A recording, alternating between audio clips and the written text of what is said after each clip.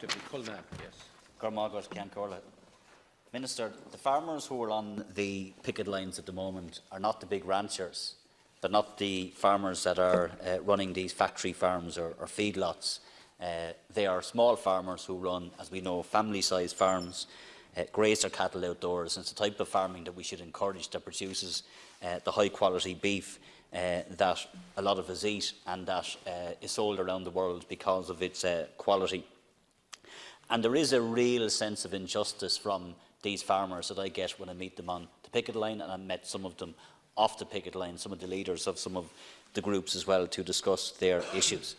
And they're also taken aback a bit, and I think not pleased with some of the narrative around these protests, that these farmers are militant, that these farmers are protesting in a militant way. These are just people who want to provide for their families, who quite reasonably are standing up for themselves and their families, and who are not getting a fair price for what they produce. And it's not just even a fair price. They're not getting a price which is necessary to allow them to do what they want to do. It's simply not becoming viable for many of these farmers.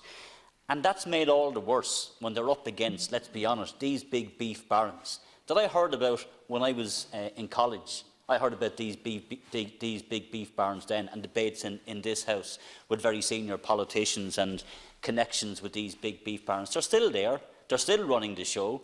They're very powerful individuals, and they're squeezing the farmers dry. And it is the family farmers who are being squeezed dry by these individuals. And I can tell you, I know a lot of people who work in these factories, and I have every sympathy for them. All of those people who have been laid off, who are being treated as pawns, who are being used by these, some of these big beef barons as well, because they want to use them as pawns. Most of them are on very, very low pay.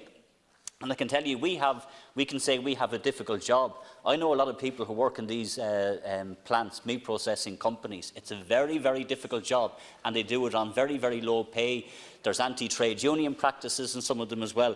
These are the people that we're dealing with, and these are the people that the farmers are unfortunately having to go up against. And Deputy Stanley is right. There is a monopoly, or a sense of a monopoly at play here. And we have a responsibility to deal with that. So, in my last 30 seconds, if I can say this to you, Minister, we all know that the ingredients for any resolution of any conflict, any protest, any dispute is in the first instance negotiation, that people are around the table.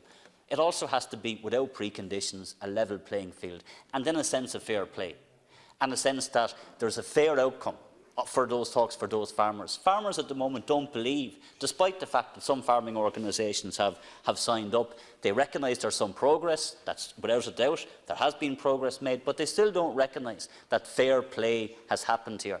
And that's a problem for all of us, not for any one party or for government. For all of us, that's a problem, because we collectively have to make sure that we do our best for the farmers who want to produce the food and the beef that we eat, we consume, not all of us, but some of us, and that produce which is sold around the world, and then creates the jobs in many areas which it creates as well.